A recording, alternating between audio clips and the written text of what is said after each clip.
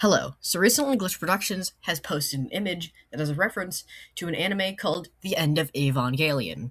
And that story has multiple endings. Now, some people think this is just a reference to how Gooseworx said that that Evangelion was inspiration for her character writing. But something odd is how almost everything Gooseworx has said was inspiration for Digital Circus has multiple endings. And this video is going to talk about just that. First inspiration I knew was Undertale. A lot of people know the famous RPG. It's a staple of indie games.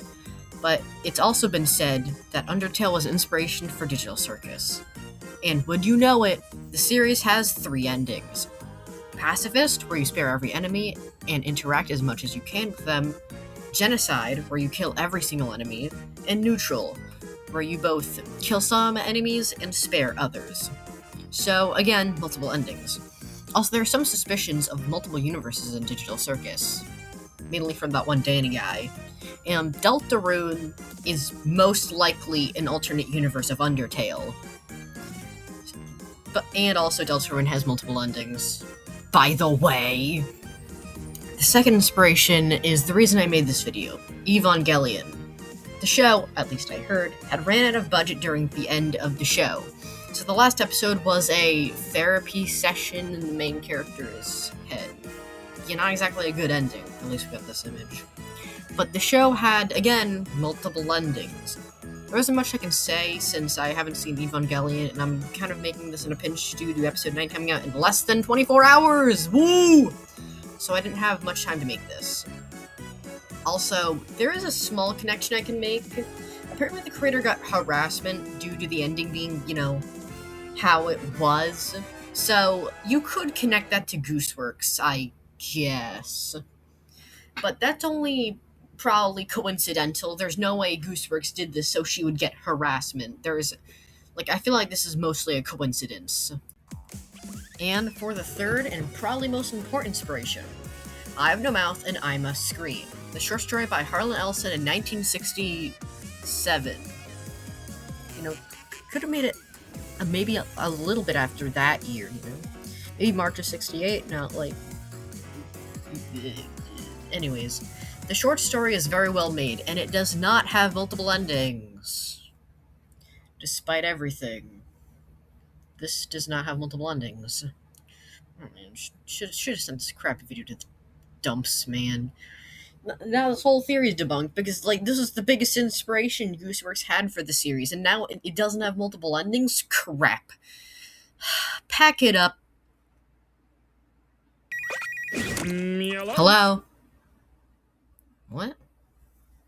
Really? Oh, I completely forgot about that. Thanks, man. So technically, yes, the story made in 1960 that year does not have multiple endings. It ends with the main character Ted killing the other 4 victims with Ice Spear to save them from the torment of Am. Because of such, Ted was turned into a yellow slug-like creature with no mouth and always needing to scream. Notice how I said, story.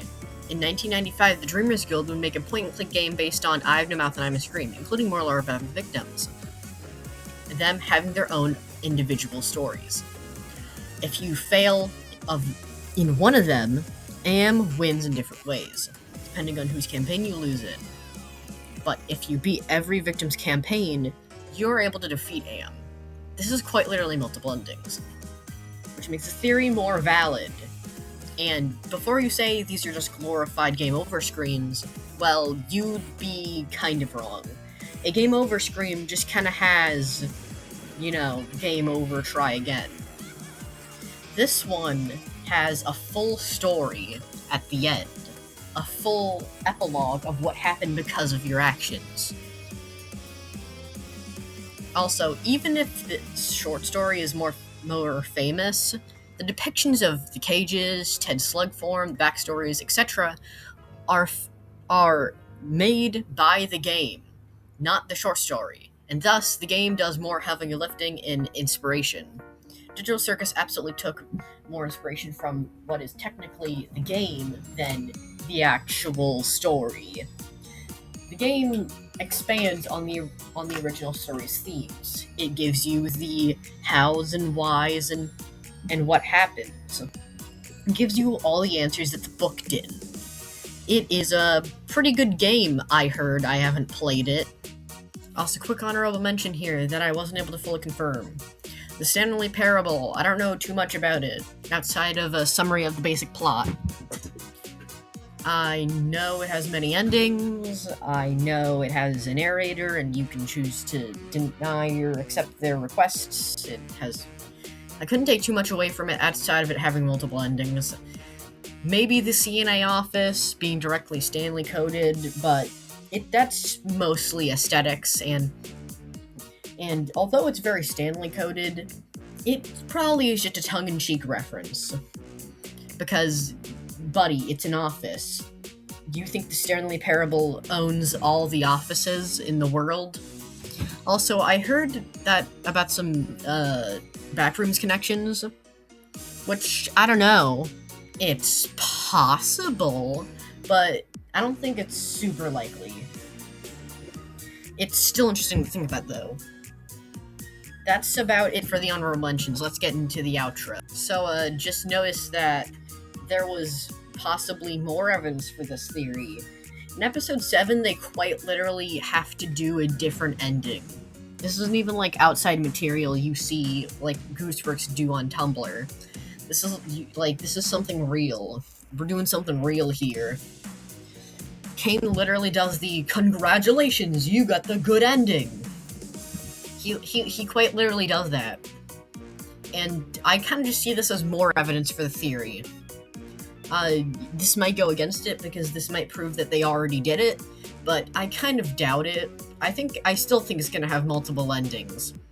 I don't know if I'm gonna want to include this, though. So, let's get to the actual outro. This is the end of the video. I hope you like it. I'm happy with how it turned out. This is my first real video that isn't something super random and doesn't take a lot of time to make. I just was very passionate that TADC, or the Amazing Digital Circus, you gotta learn your lingo, would have multiple endings. And from what I've seen, I'm more than convinced.